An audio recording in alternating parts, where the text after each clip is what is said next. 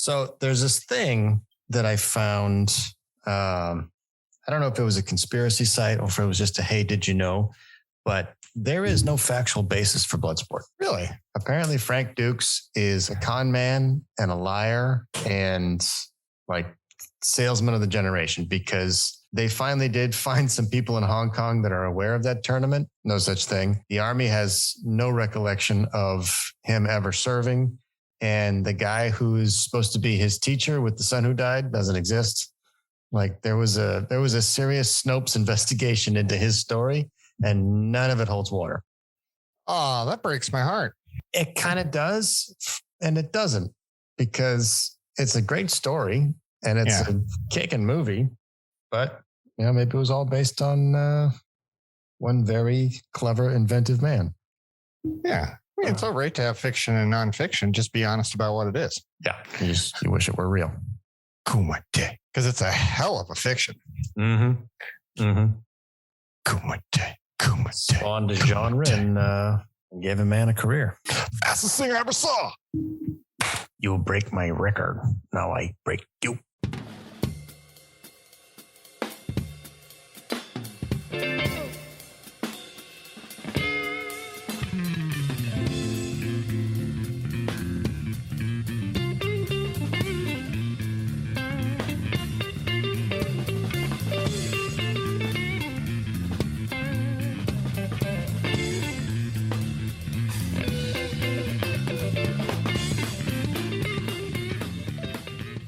Welcome to the Bottle of Brown podcast. I'm your host, Danny Paul.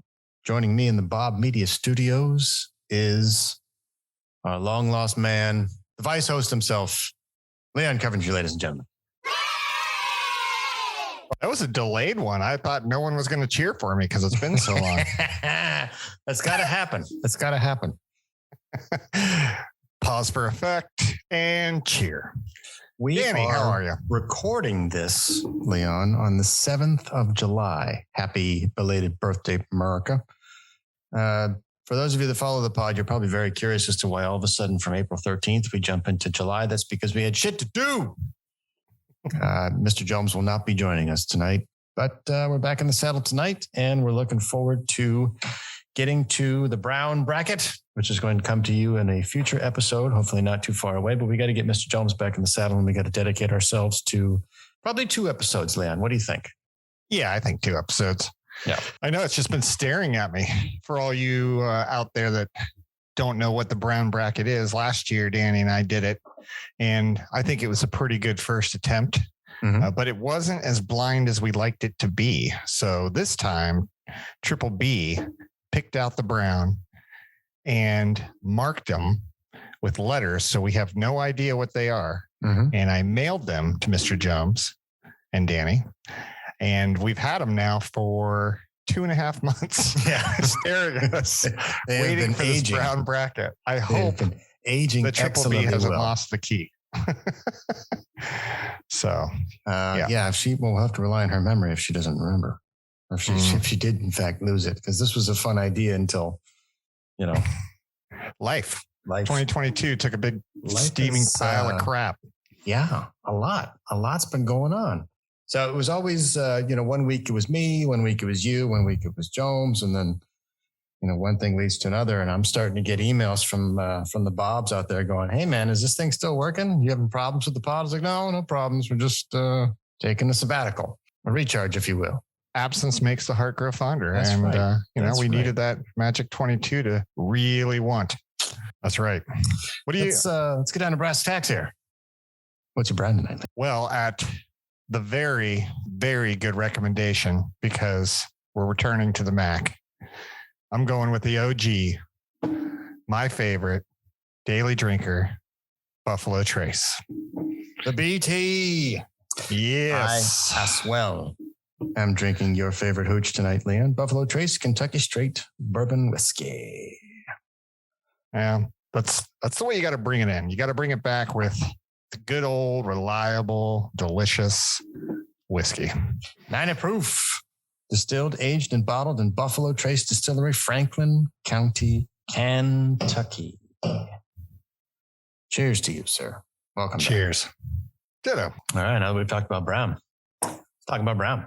How you doing? Whiskey and whiskey. If it's the darker the brown you got. Yeah. Say, Holmes, where they hiding the scotch? What about, Brown. That's code for bourbon. Great stuff, this bourbon. It comes from a land called Kentucky. Talk about brown. There's a special rung in hell reserved for people who waste good scotch. Scotch? Oh, yes, I think so. Could I have one more of these with some booze in it, please? We're going to go way back in time to April 28th for this one, Leon. This one comes to us from Motor Trend, of all places. The headline Still relevant, reads, though. Still relevant. Still relevant because, of course, brown is timeless. The article starts, drink up. Scotch whiskey production begets biofuel bonanza. And then it has butanol here in parentheses. Blending biobutanol with gasoline reduces carbon while solving a thorny waste disposal issue for the distilling industry. Leave it to the Scots to invent a way for whiskey to benefit motoring. Clever Celt Martin Tangney saw an opportunity to turn a waste disposal problem faced by the nearly $6 billion Scotch whiskey distilling industry into a profitable carbon-reducing biofuel called butanol. The definition of win, win, win. Well done. Near drop-in replacement for gasoline, and by blending it with gasoline, it can be distributed via existing infrastructure and safely burned as a lower net carbon fuel. That's all, ladies and gentlemen. Good night. Let's give this man a Nobel Prize. Oh, drop the mic. Why do we need to go on? But we need to go on. For each liter of smoky caramel-colored elixir that gets produced, a distiller ends up with 5.5 pounds of leftover grains and other solids known as draff, and about 2 gallons of pot ale, a yeasty, watery liquid that's left in the still after the alcohol is boiled off. In total, Scotland's distillers crank out over 750 million tons of draff and over 600 million gallons of pot ale each year. Presently, some of the draft gets fed to livestock, but much of the solid waste ends up as landfill, while the pot ale largely ends up in rivers or the ocean.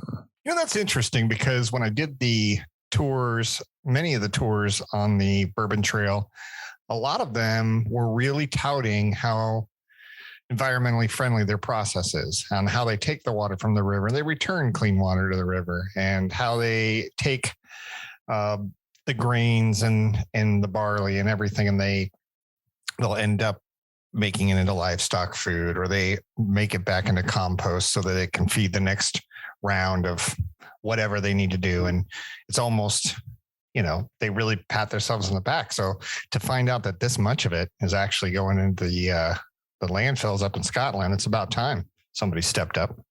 I can definitely see that the solids are going to good use, but then maybe this pot ale is difficult because what do you really do with it? Do you bottle it as that hop water stuff, or is this literally just toxic waste? Redistilling the draft ale. Tangney's process combines the solids in the pot ale, then initiates a different fermentation process that's more than a century old. This ABE fermentation process uses anaerobic bacteria to convert starches and carbohydrates to acetone, butanol, and ethanol in a 3:6:1 ratio, in much the same way as yeast makes booze in the original operation. See, that's just genius on a whole other level.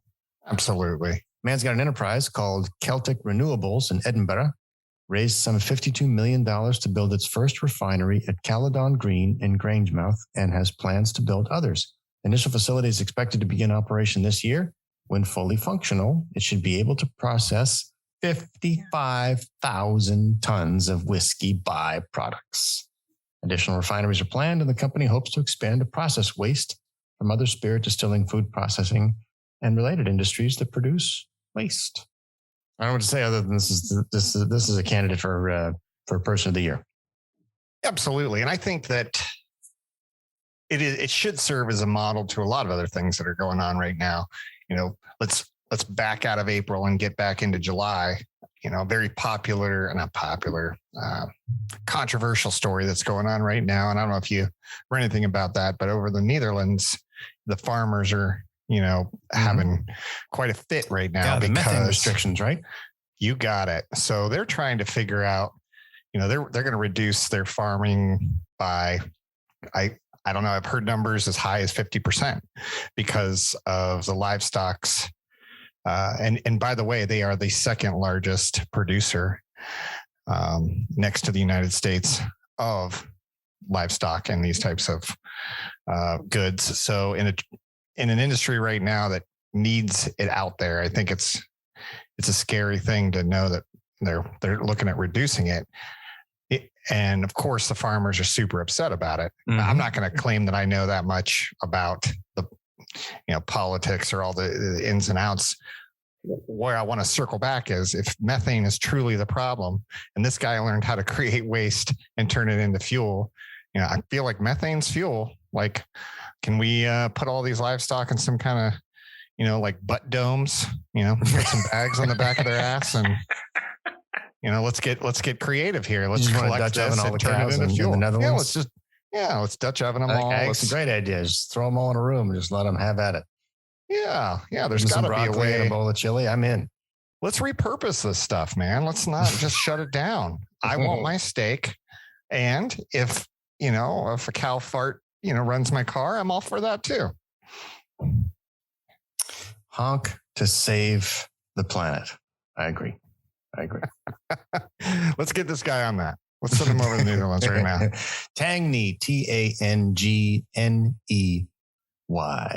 He's brilliant. Hero of the year. Interesting here. Which whiskey should I drink to support biobutanol production? While it's still too early to know which distilleries Celtic Renewables will source its draft ale pod from, Tullibardine, a single malt distiller from just 30 miles away, has supported research efforts conducted to date. For those of you interested, Tullibardine, Tullibardine, has 5 different bottles of spirits, and it is a Scotch. It is a single malt, and it does fall within Danny's wheelhouse because it's from the old country. Yeah, I'd drink it. Get it and get it. Let's talk about Brown. We'll be right back.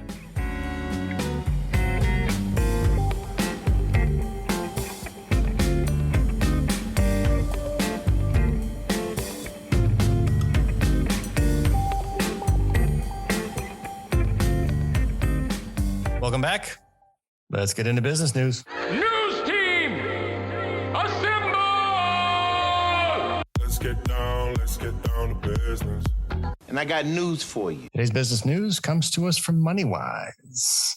This was an interesting one to me, Leon, because I see lots of stuff in the news about the coming recession and the housing crash. And I don't know how you feel about this, but it doesn't seem like that's really what's going on from my perspective, because we still have help wanted signs everywhere. Unemployment's still really low. And it seems like the crunch is at the lower end. All the unicorns are laying off. So you've got software engineers that are looking for a job. And while that is tragic, we're talking about 6-figure white collar jobs. There isn't really that much going on at the lower end of the spectrum because you can't even get people to work at a restaurant.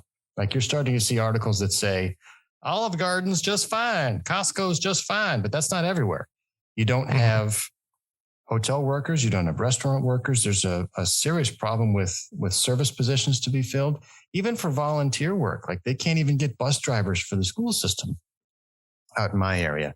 So it's not like there's people getting busted out that can't find work. It's, there's like 4. Yeah, I'm gonna mess up the number, but there are more open positions than there are people looking for employment, according to the unemployment rate calculations. So this one appealed to me. The article states, forget restaurants and retail. Teens are seizing the jobs they want as desperate, quote unquote, employers try to fill seats. With unemployment hitting new lows, employers are turning over rocks these days to find qualified workers. Enter Gen Z, who previously proved their mettle in last summer's hiring spree. Data from HR and payroll company Gusto shows the teens aged 15 to 19 years old accounted for almost 10% of new hires in April 2022. Sharp rise from when they made up just 2% in April of 19 before the pandemic. And then in the month of May alone, that rose to 13%. Spike may not surprise you, given that the unemployment rate for young people is now at a 70-year low. And the number of teens looking for work or currently in the labor market is the highest the country has seen since 2008. but teens may be surprised to discover just how much power they hold so early in their careers. Thoughts on this, Leon? I have lots of thoughts on a lot of things you just said. I maybe it's different in Arizona, and I think the issue is the jobs. And you said that, the lower jobs are saying help wanted. And I feel like it's a multi-part issue. I think one of them is the lower jobs, even as much as they're paying now, like entry level at $20 an hour, $22 an hour, whatever it takes to get them in the door, is still not enough, at least in California, to have a comfortable, and I don't even mean comfortable like, don't have to worry about paycheck to paycheck, but it's not really enough to sit back on your laurels, right? So it's almost as if, at least what I'm seeing is that people are like, well, what's the point? And there hasn't been a lot of punitive. The last year and a half has really put people, there's been a big protective governmental dome around people that aren't able to pay whatever, right? Student loans, your rent, food, there's all kinds of things that are staples that you need to have to live. And the government's done a really good job, I think a really good job, of making sure that COVID didn't cause anyone to go hungry or not have a roof over their head. What I think we're experiencing, what I feel we're experiencing, is this hangover of, well, that was pretty cool. I don't know that I want to go back to that hell that used to be the 9 to 5, whatever form or shape it takes. And that I don't want to go back to a job that isn't even going to pay me enough to get me where I was before COVID. So, and the escalation and the inevitable recession that's coming down the pipe, it's going to be extremely painful. Because I don't know that the government can continue to put these protections in place, because they're not going to have the tax revenue to pull it off. So I don't know what I think about this Generation Z. I'm not surprised that people that are living in their homes, their parents' homes, that their parents are paying for their food, that their parents are paying for their cars and their gas that's doubled in a year, are the ones that are benefiting from these lower paying jobs, because the people that have to make it on their own, they can't live on it. So I guess that's what I'm seeing over here. I feel like we're not that far away from the old Living Color days, where how many jobs you got? You got only 3 jobs. You need 5 jobs, because that's what people are going to need to survive in this ridiculously high inflationary period that we're going through. That's absolutely a thing in California. Your standard of living out there is pretty gnarly. That's why you have to get gas rebates from your governor. Well, it's the dumbest thing in the world. I mean, I don't want to get too political, but why give me a rebate? Just lower the fucking tax. Do that. Just do that. I buy the gas and it's less. Why are you giving me a rebate? Because they know once they lower it, they can never put it back on again. So, yeah, I mean, take a tax holiday, but the holidays always end. Yeah. The overall unemployment rate is 3.6%. Plenty of workers quitting their jobs for better opportunities. Teen hiring rates have surged, according to Purdue. Teenagers may even provide employers with an edge in the current labor market, citing advanced digital skills, greater energy. Last summer, almost 4 in 10 white teens were employed, compared with 29.4% of black teens, 28.6% of Hispanic teens, 20.2% of Asian teens. There's a whole set of young people who are being left out of this very strong labor market, and that's where a lot of those summer youth employment programs come in the inner cities to try and level the playing field. But employers are desperate for new talent, which means kids have an opportunity to get something other than the McDonald's or kind of the entry level jobs. So there's never been a better time to be a teenager looking for a job. No, I couldn't agree more. But I don't remember that there was a problem when I was a teenager. Like what did I want to do? I want to be a lifeguard. And what did I end up doing? I parked cars at a Chevy dealership because I was awesome. I just got my driver's license. I get to drive everything from Corvettes to, dualies. And, that's my job. And I didn't get paid squat, but that's pretty badass because my parents are supporting me and I don't have to worry about food and all that stuff. So it's a good job to have. But that market, that age group is super required. And I'd like to see more of them get their ass to work because I know I did, Gusto data shows that while teen hiring has always been strong across the retail and hospitality sectors, there's also been an increase in professional services such as accounting and law firms from 1.1% to 5.9% between 2019 and 22. So we're not even looking at the regular hourly kind of hairnet name tag Joe jobs. We're looking at serious white collar office jobs. The teens are coming in and taking over. And that to me is profound. Well, you struck a chord with me there with law, and maybe it's just in the role that I am or the industry that I am. But holy hell, I just feel like everybody is so litigious now. The courts are so backed up. Everybody's looking for that. Larry Parker got me $1.5 million or whatever. Yeah, you still got the Accidentes 222 billboard out there in South LA. Yeah. You got a Sweet James. I mean, I'm giving free advertisement. Sweet James, he's out here too. Yeah, I mean these the litigious nature of everybody right now. But honestly, like that, I feel culturally that's where we're going, right? Because how often a day. And I think that everyone should take this experiment, get a little counter, put one in each pocket. How many times do you hear somebody take responsibility for something a day versus how many times does somebody blame somebody else or something else for something bad that happened?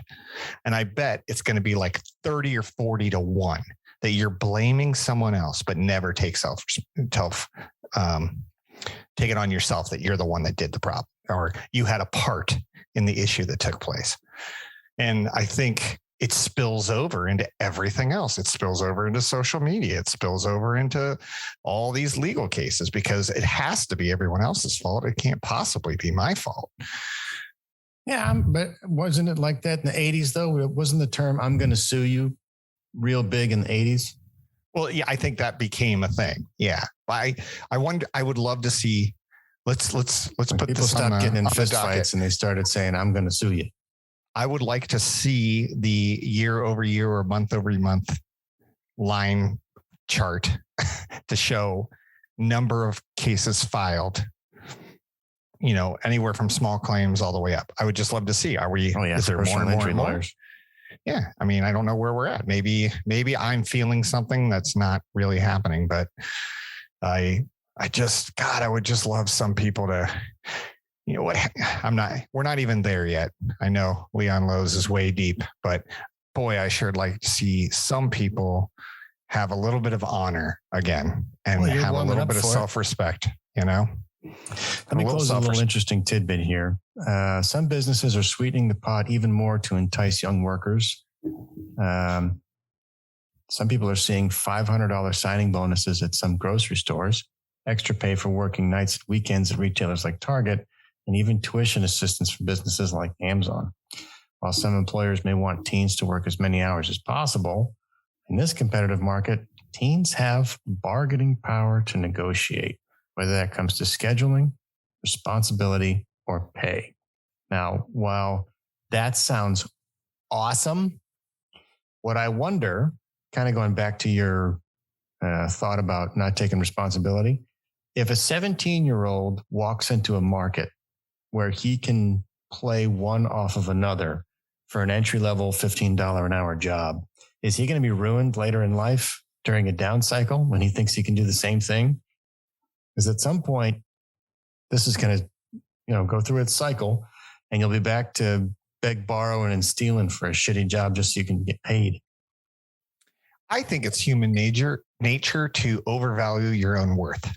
How many times do people go into a review or, go into a job interview like I am the best. Now that's good. You should have confidence. As a matter of fact, you should have confidence. I'm not saying don't have confidence, but have also a little bit of humility and reality and what your true value is. And I think a lot of people that I've interacted with really overshoot the moon on that one. Hey, maybe it's no, I'm not wrong on this one. That's absolutely what's happening. I'm with you. If you ever go to traffic school and you're sitting in the crowd and the instructor says, how many of you are good drivers? Everybody raises their hand. Yeah. How many of you think that everybody else is an awful driver? Everybody raises their hand. He says, all right, so just even within this room, how can that be possible? Right. So I'm with you. Well, let's talk about that for a second. What were you doing in traffic school there? I know which one you should have been in. Oh, which time was this? Had to be speeding. Well, what happened was and it wasn't me. It was me and Keith was hanging out, and then we all started running. And I was like, how come? No, you know what it was? I know what it was. Because I'm pulling up some memories here. We had child 1 in the car who was 3, maybe almost 3. And we had child number 2 in the wife's belly. And we were flying down the toll road past your house to get to a nice tree down in Wagon Wheel so that we could take family photos. And I got pops for speeding. That was the last time I went to traffic school. So for the Bobs listening, it's been 6 years since I took traffic school, which means I am an exemplary driver and the rest of you suck. Or because COVID kept you in your house for 2 years and that helped you not COVID get a ticket as well. So many things for fans of the podcast. Anyway, that's business news. Let's get to your favorite. Let's get to the crank file. I could look for something in the crank file. Crank file. Whatever. Leon, this one disgusts me to share, but I have to for the good of the show. This one comes to us from the Thrillist, dated again late April because I had to hold on to it for the Bobs out there. Tropicana is releasing a cereal made to be eaten with orange juice for it instead of milk. Absolutely for it.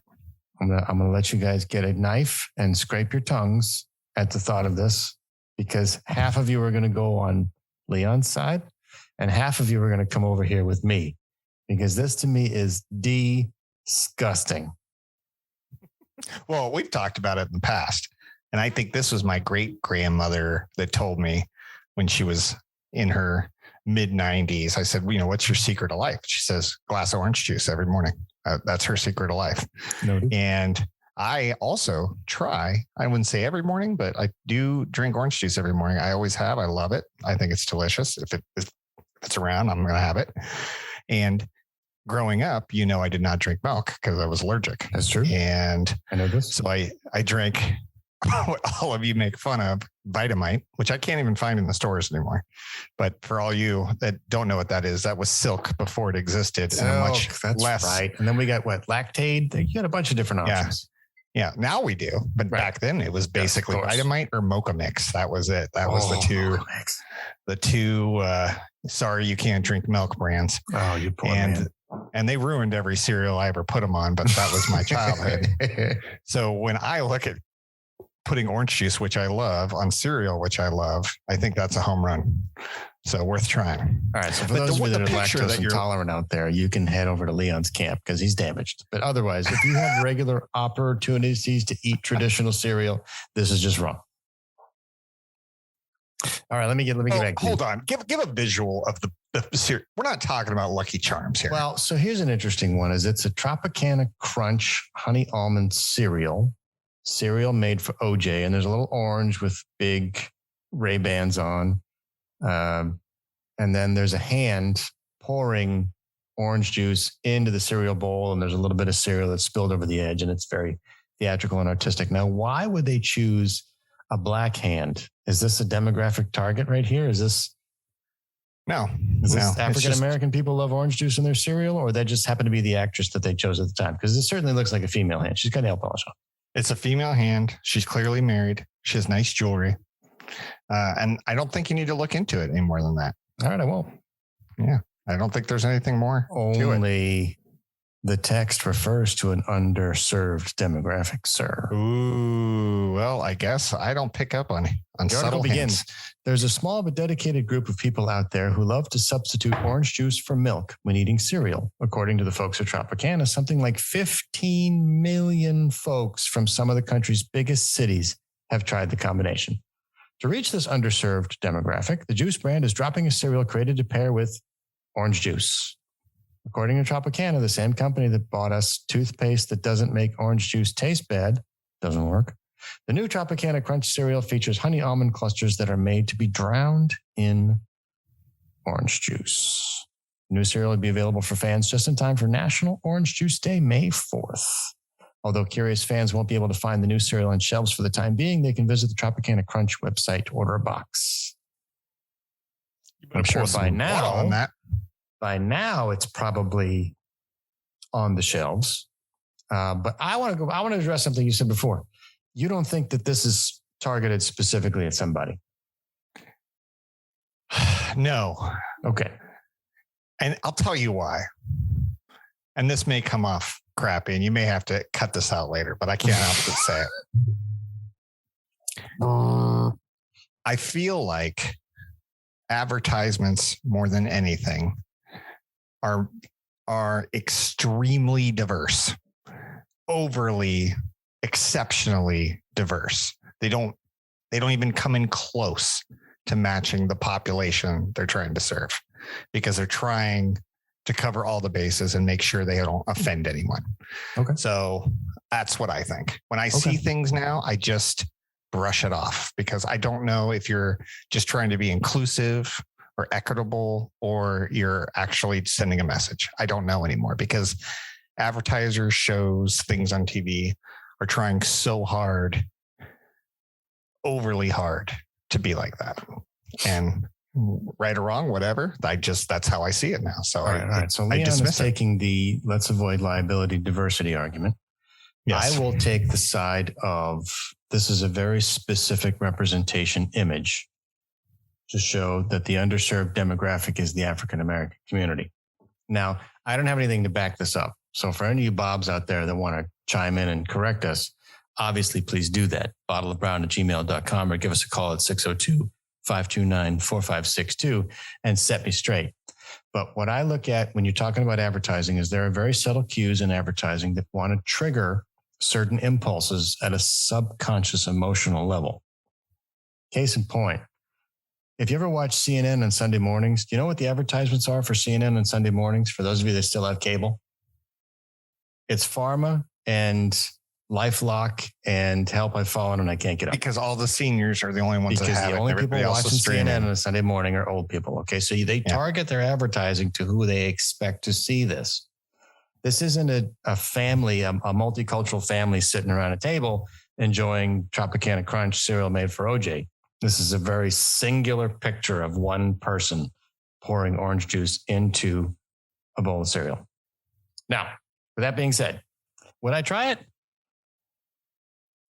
I might. Well, great answer. Maybe. Oh, wow. I'm glad you held on a limb before you. If there's peer pressure and everybody else is eating it, maybe I'll try it. Well, my initial response is, but that's fine. I mean, the lactose intolerant community, we embrace you. Yeah, thank you. Well, I'm not anymore, but the effects are still strong. Mm-hmm, mm-hmm. Well, I mean, it's got to be better. I think you've cast your lot. You know what this is? This. I'm going to put this up there with the cake versus pie debate. Yeah, because everybody's one or the other. Yeah. Okay. You know what? I would love the Bobs to chime in. I'd love to have a little poll. Let's put a little. Can we put something on the site? Can we do a little survey? Let's see if I can do it. Let's see if we can get a poll up on the site. So I'd like to know what people are thinking. Dear Bobs. I feel like you're going to win this battle.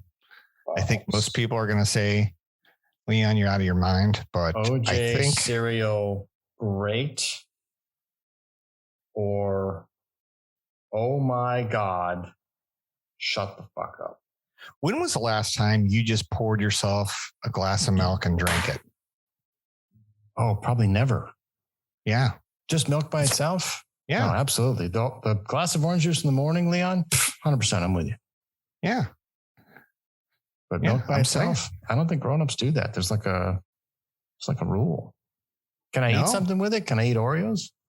You know, my dad was like that, though. He would always say, you have to have milk with dinner. I'm like, well, first of all, I don't drink milk, but second, that's crazy. I'd rather water any other liquid. Oh, my 6-year-old busted out a glass of milk with dinner today. And I was like, all right, whatever you want, as long as you finish. But yeah, it was milk is a very specific drink. Yeah, and those animals are creating methane, which is going to be gas from my car. Yeah, and apparently it's not going to be coming from a Dutch cow anytime soon. No. Neither here nor there. That wraps up the Crank File. Let's get to Because Florida. Because anything goes to Florida. Baby, let the good times roll. Because anything goes to Florida. Come on down and do your worst. Longtime fans of the podcast know that our Because Florida segment is never without content.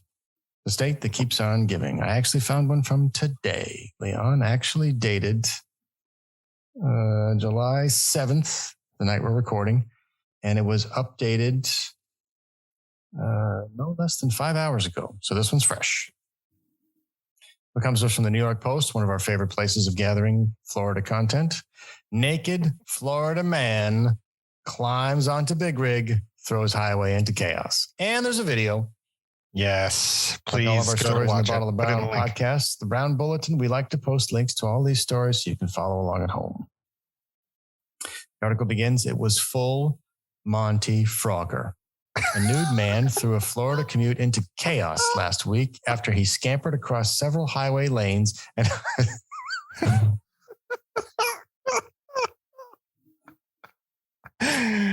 oh my God. The picture. Everyone, please go look up this. Go look up this article. Go ahead. Scampered across, I'm going to finish this. Scampered across several highway lanes and hopped on the bed of a semi-trailer. It's pouring rain. Sarasota drivers stopped to observe the mayhem on Interstate 75 at about 4 p.m. on June 30th and posted footage of the incident to social media. Adding to the turmoil, the unidentified nudist executed his dash and mount amid driving rain and moving cars. You can see the rain on the ground, like it's coming down, people. It's not a little bit of rain; it's sheets of rain. Oh, and he's very, very, very svelte. Some concerned motorists called 911, and deputies took the man into protective custody. He really wanted that truck, didn't he? Sarasota County Sheriff's Officer spokesman Douglas Johnson. Doug, you want to come on in here? We were able to transport him to a local hospital for a mental health evaluation. While we don't know what may have precipitated this man's actions, it's apparent he was exhibiting abnormal behavior. This was a very dangerous situation for the man and the motorists traveling the interstate at that time. We're thankful we were able to resolve the situation safely. You know, if the police department spent as much time training their police officers on how to correctly handle situations as they do in front of the mic, in front of the press, I don't think any of the issues would exist today. Well, that was a very carefully guarded statement, wasn't it? Yeah. Nice and polished. I'm telling you, that guy absolutely nailed it. There is no way on God's green earth that I could go out there with a straight face and talk about this issue professionally. I mean, this guy what's he pulling? Absolute train wreck. He's got to be pulling. Yeah, that truck was hauling ass. Absolutely.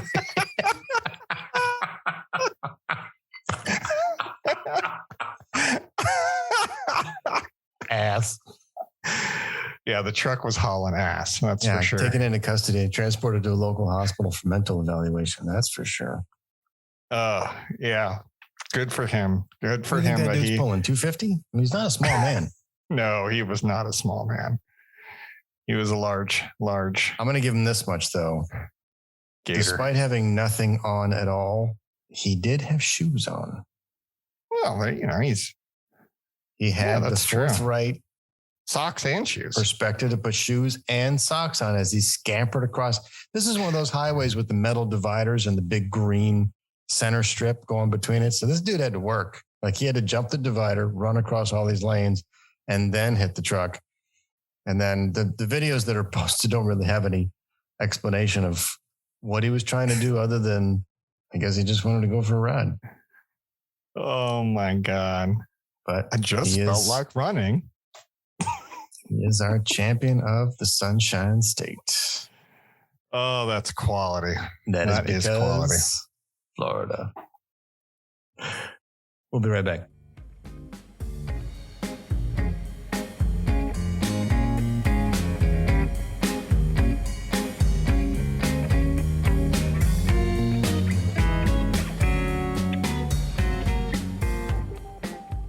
Welcome back. Let's get into parenting. We can make kids right now.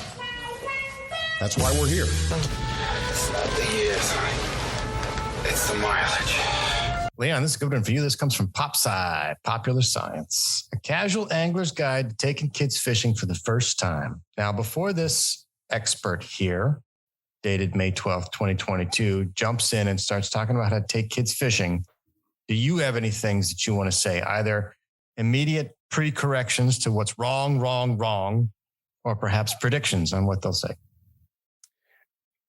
Well, I took my daughter fishing when she was 2. Oh. And we used, I think it's important that early on you use non-alive things because that freaks them out early on. So don't use worms, don't use minnows, no don't night crawlers.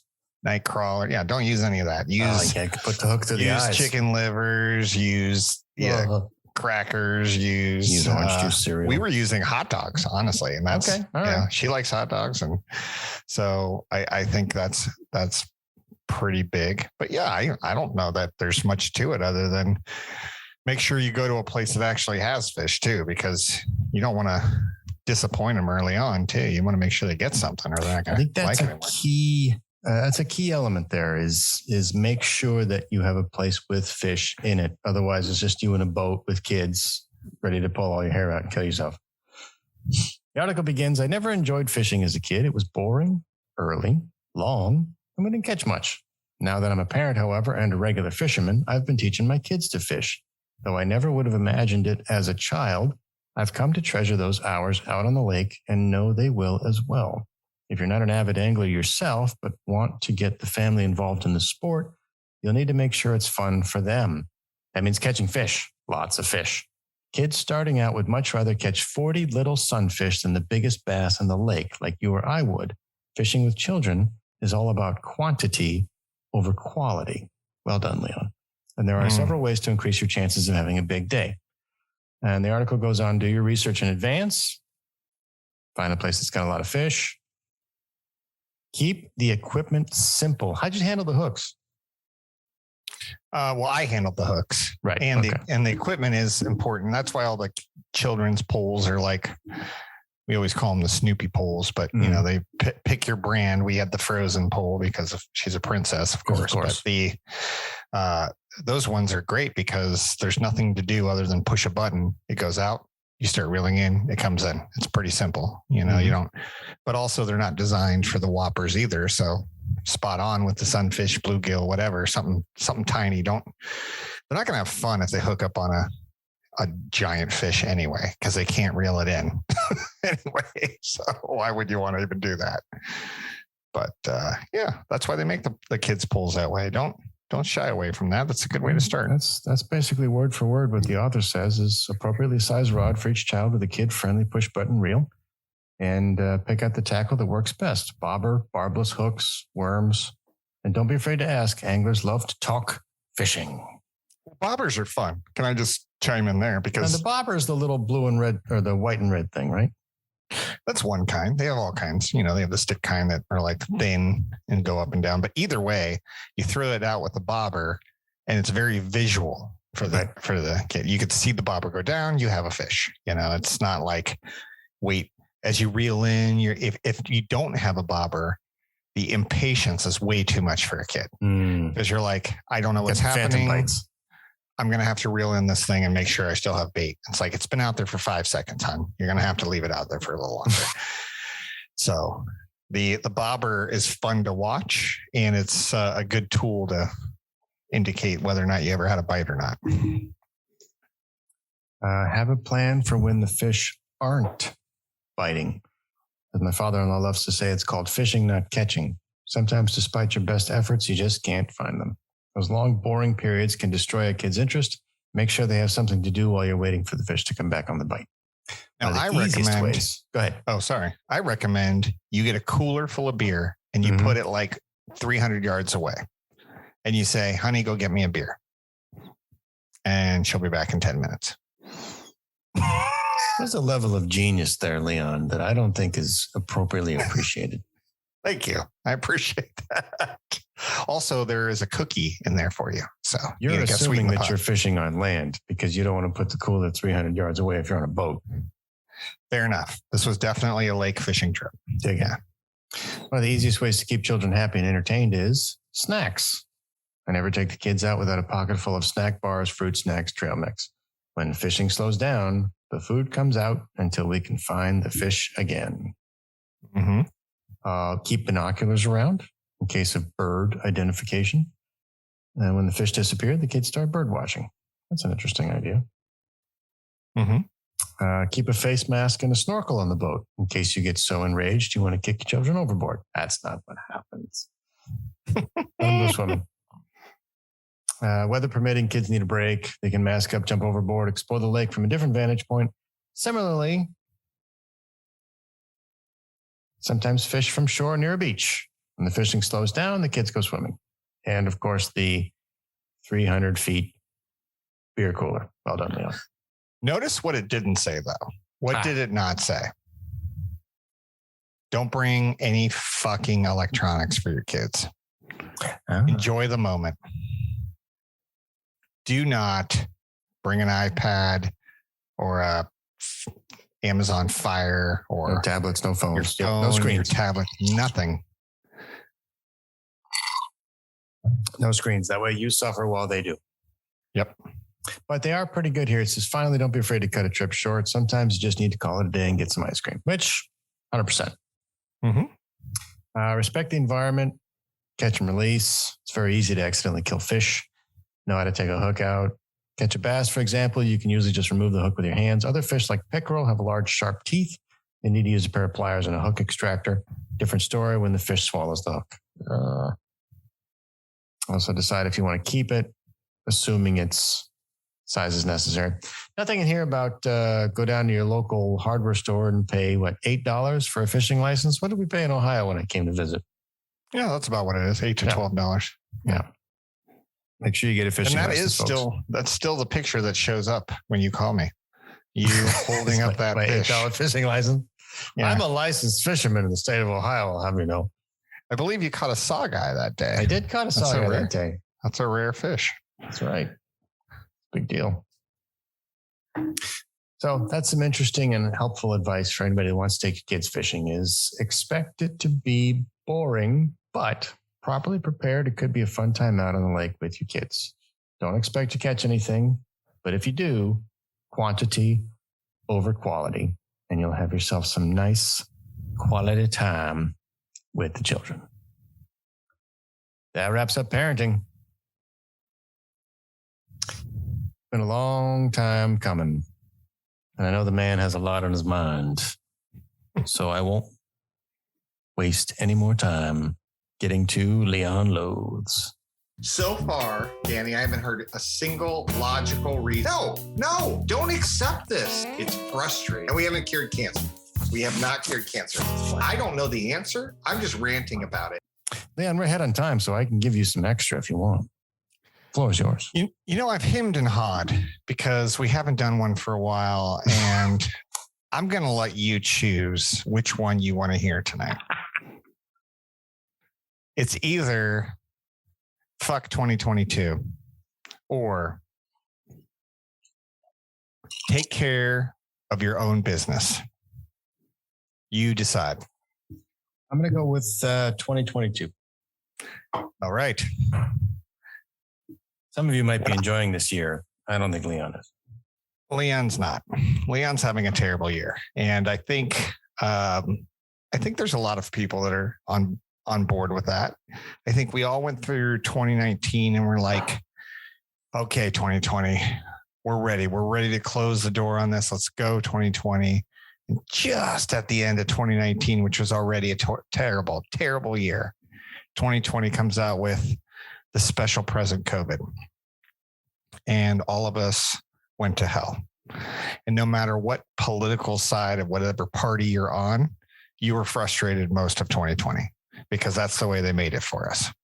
We had to hate them. We had to hate each other. There's a lot of hate going on. We hate being in our own rooms. We hate being in our homes. We hate seeing our loved ones sick and die. And then we said, okay, at least we have this wonderful, magical vaccine. 2021 is going to turn all around and the economy is going to snap back. 2021 was worse. Absolutely worse. Everything started falling apart even worse. And we said, okay, this is the hangover from 2020. Sometimes hangovers are worse than the actual being drunk. But 2022, here it comes. It's going to be amazing. This is the worst year, Danny, of my life. Hands down. Even the last 6 weeks have been so painful. And it's nobody's fault. The hits just keep on coming. And right now, what are we at? Thursday, July 7th. Yep. I don't think there's a single person listening that hasn't had COVID in the last 2 months or doesn't know someone that's very close to them that has COVID in the last 2 months. 100%. It is absolutely wiping out everything, which I think it was necessary to happen at some point. There was no way to keep this beast at bay. We knew that. And now it's taking hold. And, personally in my family, it wreaked havoc, really bad havoc. And I lost my grandparent over it in the last 6 weeks. My parents took it really, really hard. I'm dealing with that, going through that. And, the treatments though are really, really good. And I wish that people would stop focusing on the prevention because you can't prevent it. Newsflash, guys, newsflash. There is no vaccine. There is no mask. There's nothing that can protect you from this. Mm-hmm. There's nothing. And if you disagree with me, that's fine. You send something in and you tell me a situation where it's possible outside of living in a bubble where you can protect yourself from COVID. It's too contagious. It's going to hit you or it's going to hit someone you love. So let's focus on what really matters, and that's the treatment. And I personally seen that happen with my mother when she got it. Immediately, she's every demographic that COVID kills.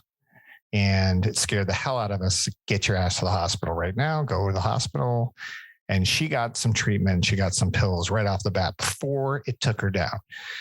And I wouldn't say she skated through it, but she got through fairly unscathed. It was probably still miserable for a couple of days, but nothing like you saw in early COVID days of 2020. Mm-hmm. So I feel like if we could just focus more on the treatment or focus more on what do you do if you have COVID and the symptoms feel like this.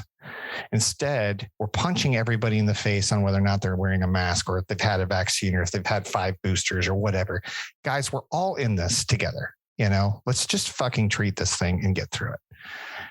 Outside of that, I had to put down my dog of 16 years. Have you ever put down a pet? Yes.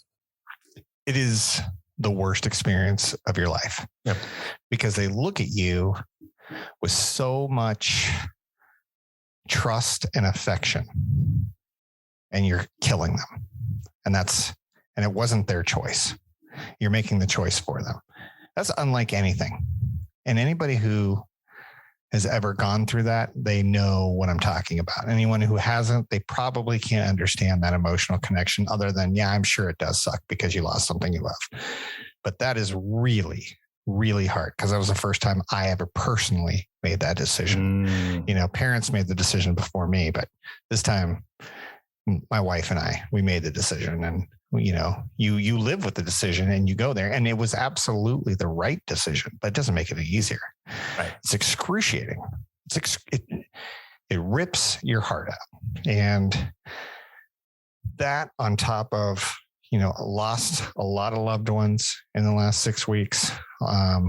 And, you know, they're not even they're not even due to COVID. It's just what's going on. And it's so hard. And I've literally blocked myself from reading news these days because there's nothing they can tell you that is positive. They're out of positive news, or they just don't choose to tell you. It doesn't matter who's they.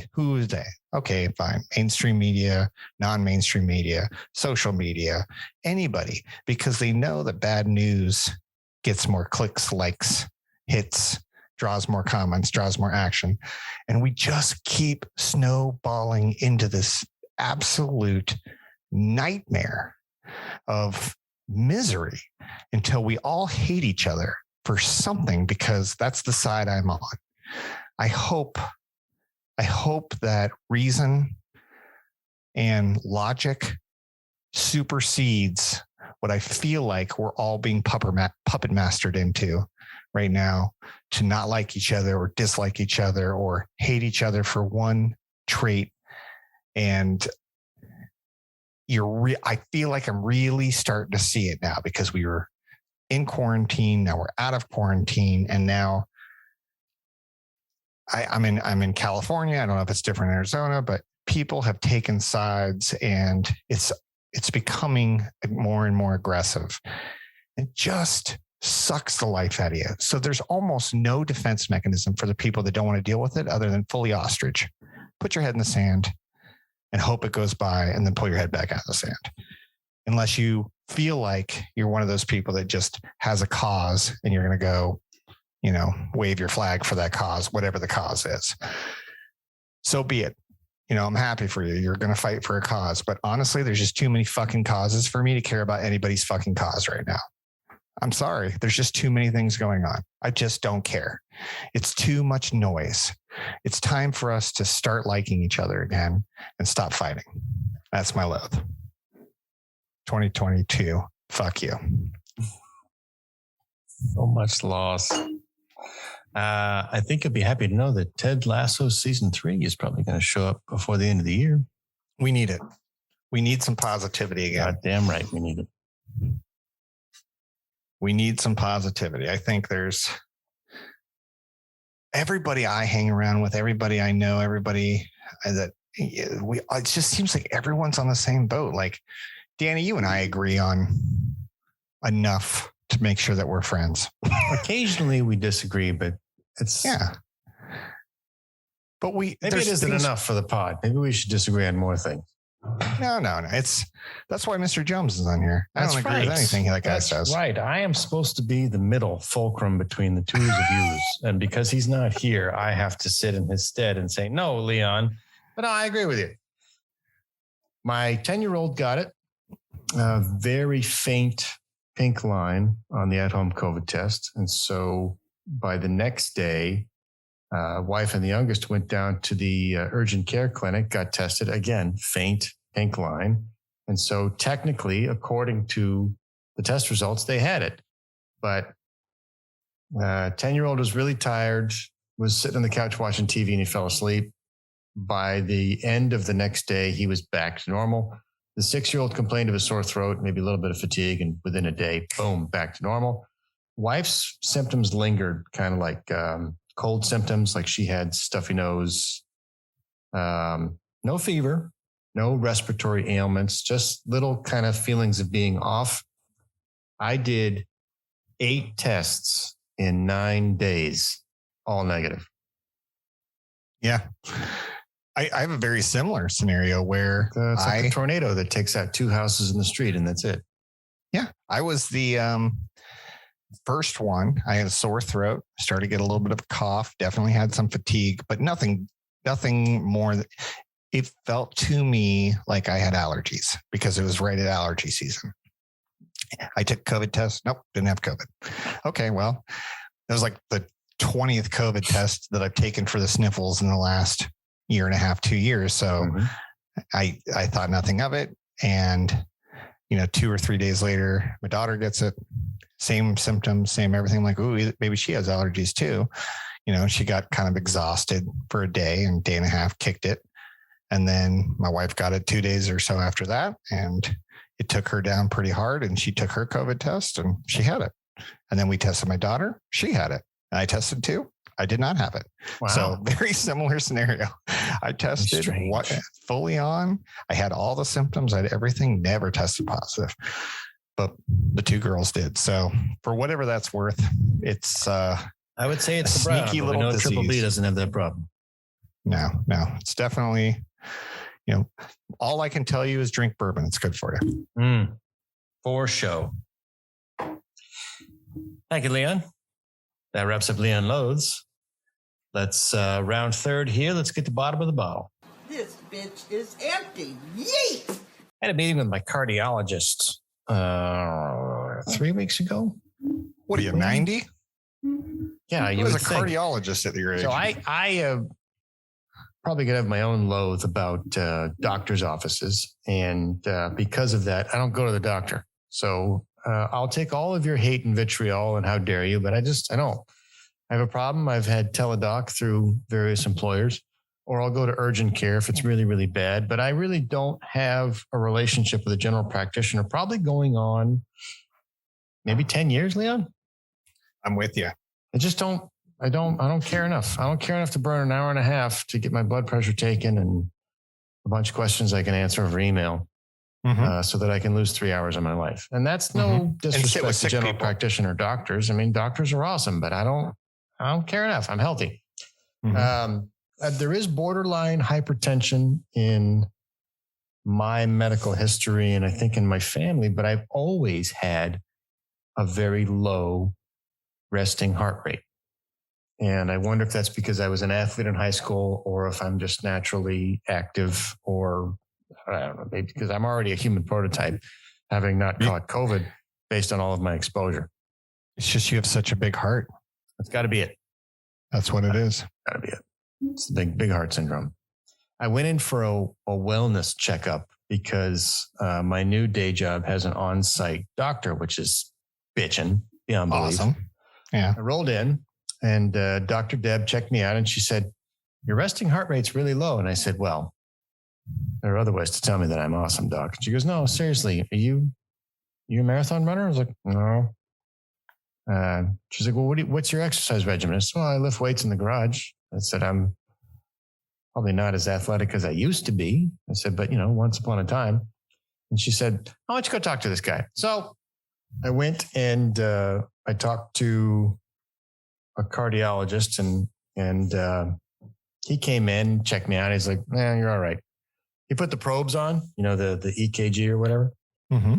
And he checked me out and he says, yeah, you got a low heart rate. He says, that's totally normal. He says, but I'm a little bit concerned about the upper levels. And he saw that I had an Apple Watch on. And so he pulled up the heart rate function on the Apple Watch. He said, see that might be a problem. And I said, what do you mean problem? He says, well, at your age, it's not unheard of for you to have a pacemaker at your age. And I said, whoa, time out. Did you just say that word to me? He said, yeah, serious business. He says, if you have sleep apnea, then that means your heart is slowing down enough to where it's a problem. If you get under 30 beats a minute, that's a serious thing. And I said, well, it's probably because I drink. And he said, well, what kind of drinking? Well, we drink socially. I don't know that I slam every night, but I like a good brown every now and then. And he said, well, if you're a social drinker, that isn't it. He says, but sleep apnea is a big deal. He said, so I want to get you on the treadmill because I want to check you out. He says, I need to get you over 160 beats per minute. Now, spoiler alert, Bobs, I've gotten my heart rate up above 160 beats per minute a couple of times since then because I had a little bit of a panic moment. So I'm running more now. I'm getting more exercise. Everything's fine. The bottom of the bottle wisdom that I want to bring to you today comes from the Institute of Sport, Exercise, and Health. If you stand up for 3 hours, 5 days a week has the same health benefit as running 10 marathons a year. Get out of here. And I have a stand-up desk. I have a stand-up desk at home. I have a stand-up desk at work. And I remember having this discussion, I think with you, Leon, when you were working at the dealership. It's funny that you mentioned it earlier in the episode, which is what reminded me of this. Standing up and working all day hits so much different than your worst day at a desk job. Would you agree? Yeah, I would agree. It's also a stress reliever. I think you sit, people like I almost envy people that work with their hands and ones that are outside because they don't seem to have the same stress level. I'm not saying it's hard or not hard, but you got to do X, got to make X turn into Y before you leave in the day. It's going to take this much physical effort, and that's what you're going to do. And on some level, it's kind of like how we're built. Instead of sitting in a chair and mentally toiling and not having any physical effort to actually get rid of it. And we're not built like that. We're not supposed to be like that. And I think it's definitely contributed to the mental illness that we're seeing. And definitely cardiac. So boy, I just jumped all over your bottom of the bottle. But yeah, I think there's a lot to say for physical activity. And, you're inspiring me to get a stand-up desk now. Interesting take, isn't it? 15 hours a week, 10 marathons. I don't know how they came up with that. I'm wondering if it's 3 hours all at once, 5 days a week, but I'm certainly more inspired to try and stand while I work or get up and do more. So there are times when I really want to sit down. Like if I'm reading something on a screen, it's probably better if I sit down and read it. But if I'm having a magazine, I might stand up with the magazine. If I'm watching something on TV, maybe I'll stand behind the couch, or I'll try and do something in the kitchen such that I'm standing up next to the counter. I stand and eat a lot. I don't sit down as much to eat as much as I remember I used to. And then if I'm outside, if I don't need to sit down, I won't. But that doesn't mean I've stopped sitting. It just means there seems to be more benefit in standing than there was in sitting. And for the Bobs that know, I was without a day job for a long time. So I went and worked at a home improvement warehouse. You can't sit at all. And what I found was I walked a lot more. I got a lot more steps. I was exhausted by the end of my shift, but I was standing the whole time. And that got annoying. But I lost weight. I felt better. I was more active. You look at pictures when I was doing that job and, there's no fat in my neck. Like I don't want to say you're athletic, but you're certainly burning calories. Mm-hmm. So sit is good. Standing's better. And that is what I will leave us with for this 59th edition of the Brown Bulletin. Parting thoughts, Leon? Fuck you. Just kidding. I like it. No. Hey, it's good to be back on the show. It's good to bring it back. And missed your voice. I missed the Bobs. And we'll try to keep it going. Hey, we'd love a little interaction from you Bobs out there. Chime in. That's right. And you're supposed to be actively involved in this show. You know why? What would you say you do here? Your job is to engage with the show, people. I think we should have a contest, and the winning Bob, it will be the guest vice host for an entire episode. What do you say about that? We certainly need to bring on some replacements here because Mr. Jones has a life to live as well. I had a nice golf outing with our friend the Midge. He is interested. We also have, as you rightfully know from the voicemail that I forwarded to you, Uncle Quaddy might want to join us. So there's possibilities of bringing on friends of the show. And I think, and even East Coast Hoop. That's right. We got Hoot, our man holding up the East Side. So we got, I think I would love people to chime in on where we are with the current segments. Like, I like this segment. I'd like you to replace this segment. What do you want to hear? Should we mix it up? Are we talking about the right things? Are we hitting the right topics? Yeah, absolutely. We require some audience feedback. Do you care about my loathes? I don't know if anyone does. Only you do, Danny. I get the sense that your loads are a popular component and they need to stay. I don't know if we want to move into the front of the show because that sets a tone, but they got to stay. I'm not drunk enough. You know, I get drunk as the show goes on. I've already drinking a half a bottle of it. So maybe we ought to consider where we place it in the show, depending on your level of inebriation. Yeah, it's important. I think the best part of it is that I'm drunk. Yeah, well, that's why I get more fired up. Name of the show is Bottle of Brown. Bottle of Brown down the hatch. Thank you for sticking with us during our hiatus. This is episode 60. That's our show. You can email us at bottleofbrown@gmail.com or call us at 602-529-4562. Leave a message for Danny, Leon, or Mr. Jones. We'll play it in the air. Give us ideas for content or refute anything we say on the show. If you like the show, please like, follow, subscribe, share with a friend. We're on Apple, Spotify, or wherever you get your podcasts. Share a drink with us next episode. Same brown time, same brown channel. bottleofbrown.com.